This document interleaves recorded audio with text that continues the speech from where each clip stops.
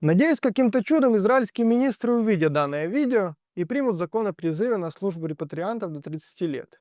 И пока вы будете сраться в комментариях «да, нужно» или «нет, не нужно», в этом видео я раскрою все тонкости службы в израильской армии, как эта система повлияла на раскол в израильском обществе и как армия обороны Израиль, да и война в целом, спасает экономику от краха. Financial BDSM. Кредиты, банки, государства. Привет, меня зовут Данил Каретник, я автор книги Financial BDSM перед тем, как взять кредит. Книга о психологии банков и государства и вашей зависимости от долгов. В описании под видео вы найдете ссылку на мой телеграм-канал, где вас будет ждать бесплатно аж целых 2 книги. Итак, начинаем. Для многих репатриантов слово «армия» диссоциируется с чем-то опасным, от чего стоит держаться в стороне. Это неудивительно с учетом войны в Украине и ряда различных конфликтов по всему миру. Поэтому репатрианты редко рассматривают армию в качестве плацдарма для начинания своей жизни в Израиле. А зря.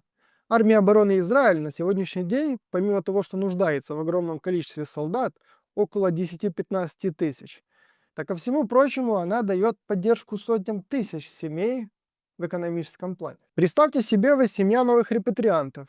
Ни языка, ни работы, ни социальных связей. И если у вас нет денежных накоплений со страны исхода, то картина вырисовывается весьма мрачно.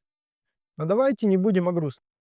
Армия берет вас под свое крыло в качестве срочника, обучает вас языку, а затем дает специальность.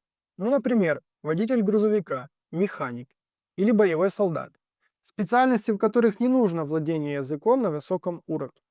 По закону женатые мужчины с детьми получают в армии минимальную заработную плату по стране, плюс различные надбавки, льготы и прочее.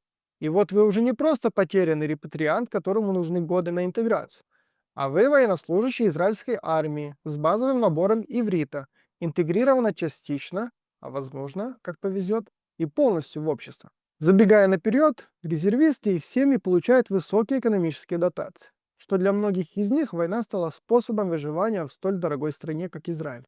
И речь идет о местном населении. Люди, которые без работы или имеющие финансовые трудности, с радостью идут в армию и решают множество своих проблем.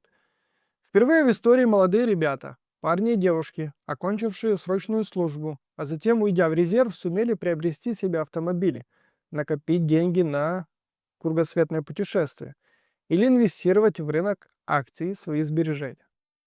Конечно, есть и минусы службы в армии, но их я попытаюсь затронуть в следующем видео, если это видео наберет хотя бы 500 лайков. Financial BDSM. Кредиты, банки, государства. Если все так сладко и красиво звучит, Данил, почему многие религиозные евреи, включая светские, избегают призыва на службу в армии? На самом деле это далеко не так. Многие религиозные евреи служат в армии, просто они делятся на различные течения, как и любая другая религия в мире. Есть те, кто поддерживает государство Израиль, и те, кто паразиты, большинство из которых находится на грани выживания.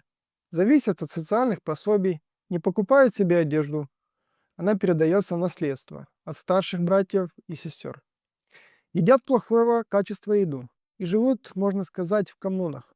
В их случае мотивация служить в армии крайне низкая, ведь тот мизер, который они получают в качестве пособий, едва хватает на выживание. Обычно именно бедные слои населения являются фанатиками, религиозными в нашем случае. Те из религиозных, кто служит в армии, обычно имеют работу, высшее образование и очень часто даже частный дом. Особенно популярное это явление у тех, кто живет на палестинских территориях. Течение Хаббат также не против службы в армии, а еще они успешные бизнесмены в основном, адвокаты, нотариусы. Поэтому нельзя говорить, что все религиозные не хотят служить в армии. Есть процент, который весьма высокий, но это далеко не все. В Израиле часто в обществе поднимается тема призыва религиозных на службу в армии. Мое мнение, что политики и СМИ всего лишь играют на эмоциях своих избирателей и зрителей. Да, проблема существует, а после трагедии 7 октября власти поняли, что нельзя сокращать вечно количество людей в армии. Ее снова нужно увеличивать. Плюс Израиль начал контролировать буферные зоны с Ливаном и Сирией. А еще несколько дивизий воюют в Газе. Поэтому неудивительно, почему не хватает людей в армии. Цели поменялись, а вместе с ними произошли изменения внутриполитические и внешнеполитические. На сегодняшний день средний период пребывания резервиста на службе достиг 110 дней.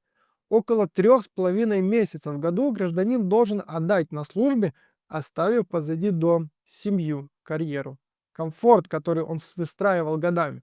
Плохо это или хорошо, смотря с какой точки зрения посмотреть. Для тех, кто потерял близких в войне, наверняка все плохо. Но, к сожалению, в этом и суть войны. А для десятка, возможно, и сотни тысяч семей, которые в столь непростое время для страны экономически выживают, лишь за счет дотаций и льгот, связанных с армией, все хорошо. Сегодня боевой солдат и резервист получает помимо зарплаты дополнительно еще около 40-60 тысяч шекелей в год на отдых, семью, еду, детские садики, переезды и многое другое.